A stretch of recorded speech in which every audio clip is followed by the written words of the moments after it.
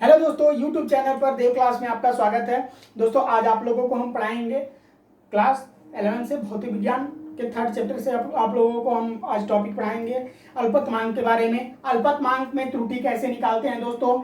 अल्पतमांक में त्रुटि, अल्पतमांक होता क्या चीज है, प्रायोगिक मान क्या होता है दोस्तों, प्रायोगिक मान में त्रुटि हम कैसे निकालते हैं, न्यूमेरिकल के साथ आप लोगों को हम आज पढ़ाएंगे। ठीक है दोस्तों, तो मान लिया जाए, पहले हेडिंग आप डाल लीजिए अल्पतमांक। ठीक है, इससे पहले आप लोगों को हम पढ़ा चुके हैं दोस्तों भागफल में त्रुटि हम कैसे निकालते हैं, न्यूमेरिकल सहित आप लोगों को पढ़ा दिए हैं।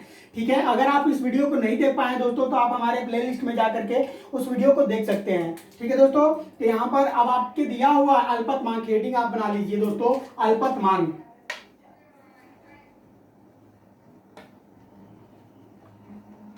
इसको बोलते हैं दोस्तों लिस्ट काउंट। क्या बोलते हैं? लिस्ट काउंट बोलते हैं। ठीक है दोस्तों, लिस्ट काउंट होता क्या चीज है दोस्तों कि किसी यंत्र के द्वारा मापी जाने वाली, किसी यंत्र के द्वारा, मान लिया गया दोस्तों कोई भी यंत्र है उससे हम बहुत से छोटा मान मापते हैं, वही उसका लिस्ट काउंट कहलाता है। जैसे दोस्तों मान लिया जाए, पहले इसकी परिभाषा लिख लो कि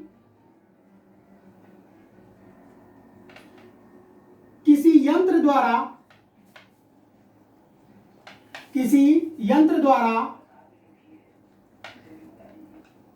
मापी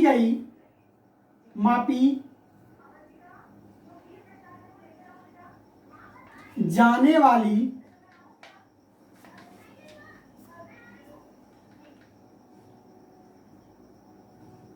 वह छोटा से छोटा मान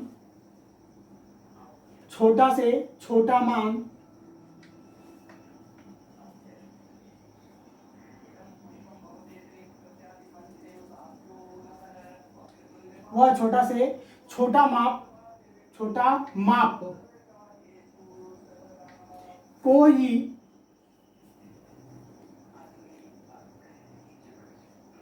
उस यंत्र का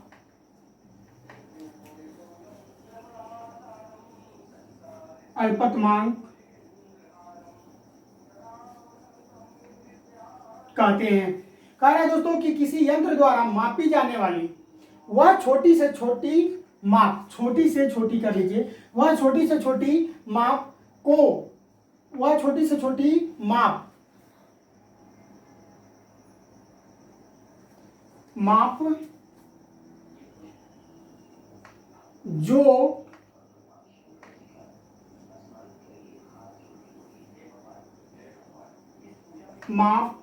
जो उस यंत्र का अल्पतमांक कहलाती है। ठीक है दोस्तों, यहां पर थोड़ा सा सटीक नहीं बैठ रहा था। ठीक है ना, कह रहा है कि किसी यंत्र द्वारा मापी जाने वाली वह छोटी से छोटी माप जो उस यंत्र का क्या कहलाती है, अल्पतमांक कहलाती है। ठीक है दोस्तों, जैसे हम मान लिया जाए यहां पर कोई एक स्केल है दोस्तों। ठीक है, स्केल के ऊपर बहुत सारे छोटे छोटे पैमाने बने होते हैं, मिलीमीटर के और सेंटीमीटर के। ये आपका 0 पैमाना हो गया दोस्तों। ठीक है, यहाँ पर आपका 1 हो जाता है, ये 2 हो जाता है, ये 3 हो जाता है और ये 4 हो गया। ठीक है, अब इस छोटे छोटे पैमाने के अंदर दोस्तों क्या होते हैं, मिलीमीटर बने होते हैं। मिलीमीटर की खानों की संख्या कितनी होती है दोस्तों, 1 सेंटीमीटर में 4 मिलीमीटर होता है। ठीक है ना, और सेंटीमीटर वाले खाने को लेकर के 5 हम कह लेते हैं। ठीक है दोस्तों, तब ये हो जाएगा यहाँ से 4 के खाने इसमें बने होते हैं।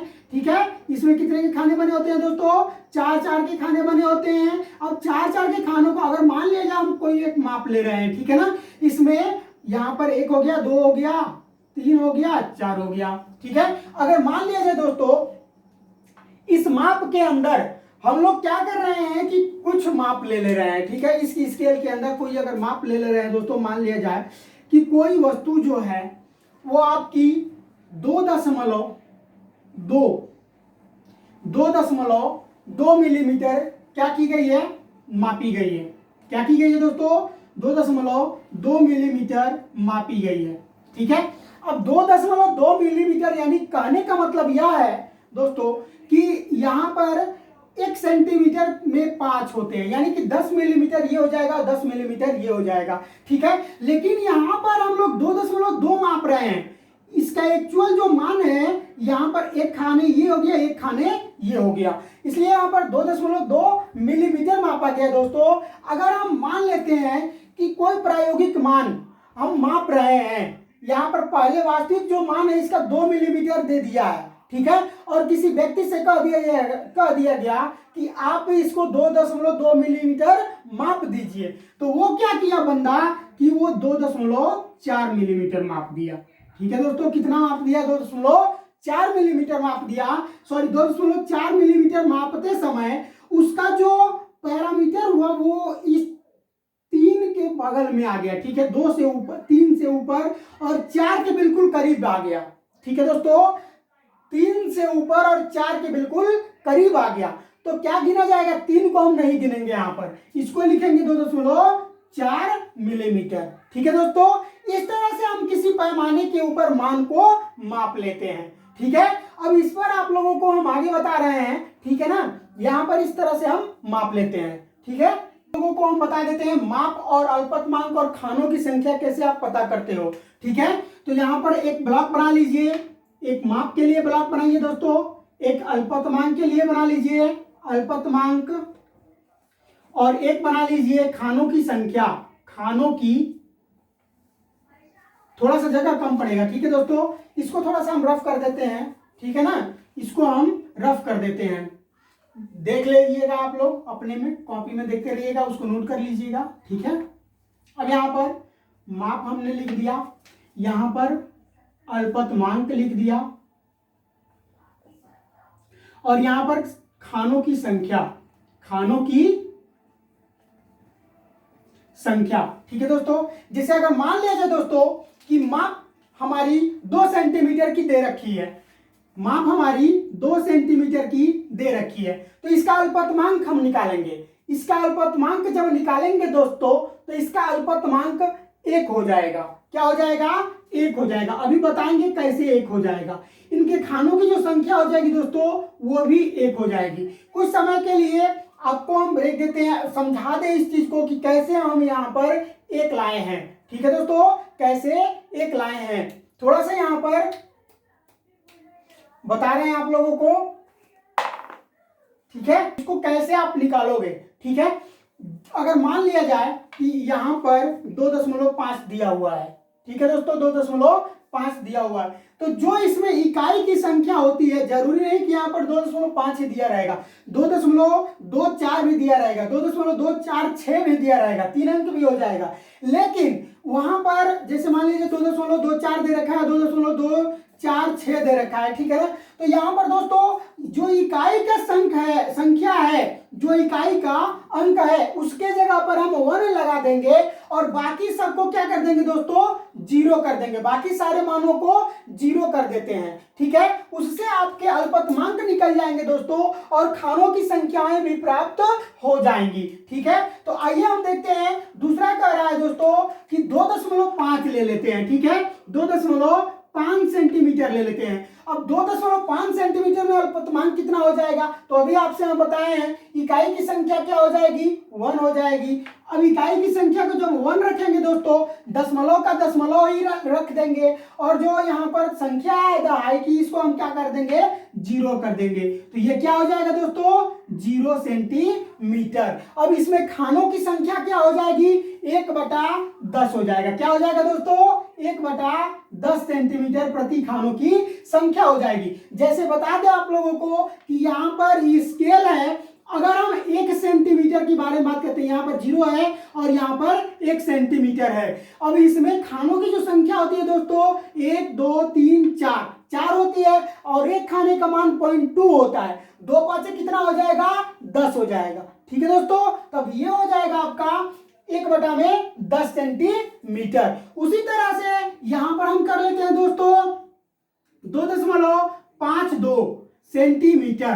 ठीक है, तब यहां पर इसकी भी खानों की संख्या केवल 1 कर दिया जाए, 0 और दशमलव यहां पर क्या हो जाएगा? 0 सेंटीमीटर। तो अब ये कितना हो जाएगा? 1/100, यानी आगे जितना 0 बढ़ता जाएगा, ये बटा में उतना ही 0 बढ़ता जाएगा। ठीक है दोस्तों, तब 1/100 सेंटीमीटर प्रति भाग संख्या हो जाएगी। ठीक है, उसी तरह से यहाँ पर अगर हम मान लेते हैं दोस्तों 2.525 सेंटीमीटर दिया हुआ है, तो ये कितना हो जाएगा? दहाई की संख्या में, इकाई की संख्या में 1 रख देंगे, इसके जगह पर 0 रखेंगे, 5 की जगह पर 0 रखेंगे, दशमलव की जगह पर दशमलव रख दिए, 2 की जगह पर 0 रख दिए। अब यहाँ पर इसकी ये कितना हो जाएगा, 1 2 3 स्थान है, 1000 सेंटीमीटर प्रति संख्या हो जाएगा। ठीक है दोस्तों, तो इस तरह से हम अल्पतमांक निकाल लेते हैं। यहाँ पर आप अपने सिलेबस में देखिएगा 0.1 बैरियर कैलिपर्स हो जाएगा, स्क्रू गेज हो जाएगा, पेच मापी हो जाएगा। ठीक है ना, अलग अलग टाइप से हम यहाँ पर क्या निकाले हैं, अल्पतमांक निकाल दिए। इसी टाइप से आपको अल्पतमांक ज्ञात किया जा सकता है। ठीक है दोस्तों, इस पर हम एक न्यूमेरिकल देख लेते हैं, इसको स्क्रीनशॉट कर लीजिए। ठीक है, अब इसमें क्वेश्चन कैसा दे रखा है, दे दिया जाएगा, कह रहा है कि एक आयत की लंबाई 4 सेंटीमीटर तथा चौड़ाई 4.5 सेंटीमीटर है, मापी गई आयतन के क्षेत्रफल में प्रतिशत त्रुटि की गणना कीजिए। ठीक है दोस्तों, एक बार और क्वेश्चन पढ़ लेते हैं। एक आयत की लंबाई 4 सेंटीमीटर तथा चौड़ाई 4.5 सेंटीमीटर मापी गई, आयतन के क्षेत्रफल में प्रतिशत त्रुटि की गणना कीजिए। तो दोस्तों पहले इसके मान को हम लोग नोट कर लेते हैं, इसका मान दिया क्या है। ठीक है, लंबाई इसमें दिया है 4 सेंटीमीटर। ठीक है दोस्तों, डेल्टा इसका एल क्या हो जाएगा, 0.1 सेंटीमीटर हो जाएगा। ठीक है, कैसे हो जाएगा, तो हम लोग यहाँ पर संख्या अभी पढ़े हैं कि जो इकाई में संख्या होती है उसके जगह पर 1 और बाकी संख्याएं 0 हो जाती है। अब इसका डेल्टा भी यानी कि चौड़ाई इसका दे रखा है, चौड़ाई क्या दे रखा है, इसको लंबाई नोट कर लीजिए भैया और इसको चौड़ाई नोट कर लीजिए। ठीक है ना, चौड़ाई इसका कितना दे रखा है, 4.5 सेंटीमीटर। अब इसका डेल्टा बी हम निकाल लेंगे, क्या निकालेंगे, डेल्टा बी त्रुटि निकाल लेंगे, तब ये हो जाएगा 1.0 सेंटीमीटर। ठीक है दोस्तों, इतना आ गया। अब हम लोग फार्मूले पर रख देते हैं, चूंकि आयत के क्षेत्रफल निकालेंगे। पहले आयत का क्षेत्रफल नोट कर लीजिए, आयत का क्षेत्रफल, आयत का क्षेत्रफल कितना होता है भैया, a इंटू लंबाई गुणे चौड़ाई क्या होती है, a इक्वल टू लंबाई गुणे चौड़ाई, यानी a बराबर l इंटू बी हो जाएगा।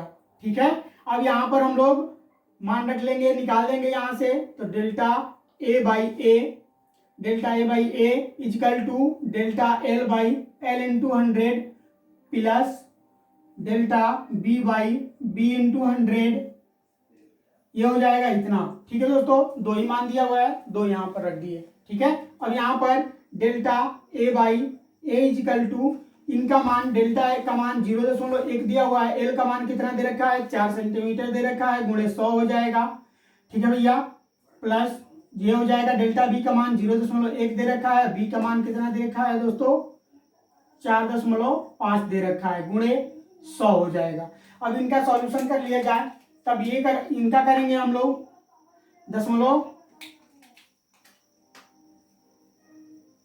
4.0 दे रखा है। ठीक है ना, अब दशमलव से दशमलव को कैंसिल कर दिए भैया, ये कितना हो जाएगा आपका 1/4 गुणे 100 ब्रैकेट में प्लस 1/1 कितना हो जाएगा 45 गुणे 100। ठीक है भैया, अब ये हो जाएगा 25 चौका 100, ये हो जाएगा 25 प्लस इनका करेंगे तो 45 दूनी के 90.22 आता रहेगा। ठीक है, इनका मल्टीप्लाई कर देंगे, इसमें कोई फर्क नहीं पड़ेगा। अब इसको जोड़ देंगे दोस्तों, यहाँ पर क्या हो जाएगा 27.22% क्या हो जाएगी, त्रुटि हो जाएगी क्षेत्रफल में। ठीक है ना, क्षेत्रफल में पूछ रहा है, क्षेत्रफल में प्रतिशत त्रुटि निकालिए, तो क्षेत्रफल में प्रतिशत त्रुटि आपकी कितनी हो जाएगी भैया, delta A by A equal to क्या हो जाएगा 100 भी होगा। ठीक है ना, आप ये मत सोचिएगा कि 100 सभी छोड़ दिए हैं, इसको आप अगर नोट कर लेंगे तो delta A by A into 100 equal to इसका मान कितना आ गया 27.22%। ठीक है दोस्तों, ये इसका आंसर हो गया। ठीक है, ये इसका आंसर हो गया।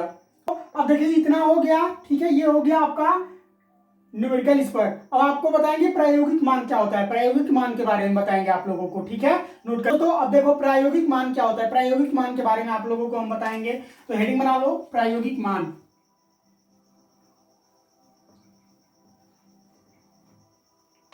प्रायोगिक मान क्या होते हैं। ठीक है दोस्तों, प्रायोगिक मान देखो दो प्रकार के होते हैं। पहला जो होता है दोस्तों वो होता है आपका वास्तविक मान। क्या होता है, वास्तविक मान।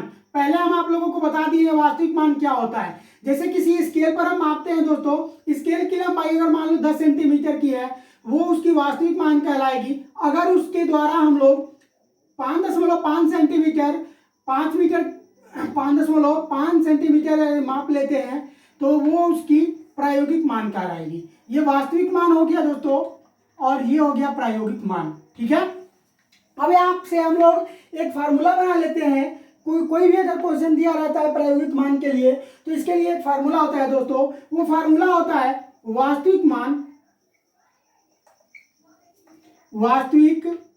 मान माइनस प्रायोगिक मान बटा में प्रायोग क्या हो जाएगा, वास्तविक मान। इसको हम पहले से करते आए हैं दोस्तों, ठीक है ना, प्रायोगिक मान हो गया। ठीक है, अब यहां पर एक क्वेश्चन आप लोगों को, ये तो आपका फार्मूला हो गया। ठीक है, प्रायोगिक मान आपको हम समझाए हैं दोस्तों, समझ में आया ही होगा प्रायोगिक मान क्या होता है। जो हम प्रयोग के द्वारा लाते हैं वो प्रायोगिक मान होता है। मान लो ये स्केल है, इसकी लंबाई 2 सेंटीमीटर कह दी गई है, ठीक है ना, तो इसका वास्तविक मान 2 सेंटीमीटर हो जाएगा। अगर हम इसको नापेंगे 2.2 सेंटीमीटर तो वो हमारा प्रायोगिक मान हो जाएगा। ठीक है ना, समझ में आया। तो इसका फार्मूला यही होता है दोस्तों। ठीक है, इस पर एक हम न्यूमेरिकल आपको दे रहे हैं और उसको आप करके दिखाएंगे। ठीक है, न्यूमेरिकल देखिए, अब क्वेश्चन यहाँ पर आपको दे रखा है, कह रहा है दोस्तों क्वेश्चन में कि पारे का घनत्व 18.9 ग्राम प्रति घन सेंटीमीटर है। किसी प्रयोग द्वारा घनत्व का मान 20.0 ग्राम प्रति घन सेंटीमीटर प्राप्त किया गया। तो घनत्व के मापन में प्रतिशत त्रुटि की गणना कीजिए। घनत्व के मापन में हमें प्रतिशत त्रुटि की गणना करना है दोस्तों। इस मान पर हम लोग क्या करेंगे कि रख देंगे। देखिए दोस्तों, एक चीज आपको और बता देते हैं, जो अधिक मान होता है उसी में से हम लोग कम मान को क्या कर देते हैं, घटा देते हैं। ठीक है दोस्तों, तो यहाँ पर हम लोगों का अधिक मान क्या है, प्रायोगिक मान है। ठीक है, तो यहाँ पर हम लोग क्या करेंगे, मान को रख देंगे, यानी कि ये तो आपका फार्मूला हो गया यहाँ पर। ठीक है ना, इसको आप अधिक मान माइनस कम मान बटा में क्या कर सकते हैं, कम मान। ठीक है, तब ये हो जाएगा आपका फार्मूला, यहाँ पर रख दिए, मान दिया हुआ है 20.0 ग्राम माइनस ये हो जाएगा आपका कितना, 18.9 ग्राम दिया हुआ है। ठीक है दोस्तों, क्या दिया हुआ है, ग्राम दिया हुआ, बटा में क्या हो जाएगा आपका वास्तविक मान है, तो वास्तविक मान 18.9 हो जाएगा। ठीक है, इसमें से हम घटा देंगे दोस्तों, क्या हो जाएगा, ये आपका 1.1, यानी कि दशमलव के दशमलव, इसमें से 20 में से 18.9 घटाएंगे, 10 यहाँ पर हो जाएगा, 9 घटाएंगे 1 हो जाएगा, और यहाँ पर 10 रहेगा, 18 घटाएंगे 1 हो जाएगा। ठीक है, इतना हो गया। अब यहाँ पर आपके बटे में कितना हो जाएगा, 18.9, दशमलव से दशमलव हम कैंसिल यहाँ पर कर देते हैं दोस्तों, ग्राम नोट कर लिए प्रति घन सेंटीमीटर। अब यहाँ पर दशमलव से दशमलव कैंसिल हो गया, इसमें 11 में हम लोग भाग दे देंगे 189 से दोस्तों, तो अब ये हो जाएगा आपका 0.51%। ठीक है, ये आपका आंसर आ जाएगा। तो दोस्तों, इस टाइप से आपको क्वेश्चन पूछे जाते हैं, अपने आप बुक में देखिए दोस्तों। अगर ये वीडियो आप लोगों को पसंद आया हो तो इस वीडियो को आप लाइक करें, लाइक कर हमारा मनोबल बढ़ाएं दोस्तों। आप लोगों के लिए बहुत मेहनत किया जाता है दोस्तों, आप केवल एक लाइक कर दीजिए और अपने दोस्तों में इसको अधिक से अधिक शेयर कीजिए, ताकि वो लोग भी इस वीडियो के माध्यम से हमसे जुड़ करके वो पढ़ सकें। ठीक है दोस्तों, हमारे चैनल को अभी सब्सक्राइब आप नहीं किए हैं तो सब्सक्राइब कर बेल आइकन का बटन दबाएं, और ताकि हर नोटिफिकेशन आपके पास पहुंचती रहे। दोस्तों, कमेंट, कोई चीज़ अगर समझ में नहीं आ रहा, आप कमेंट बॉक्स में कमेंट करके आप हमसे पूछ सकते हैं। धन्यवाद दोस्तों।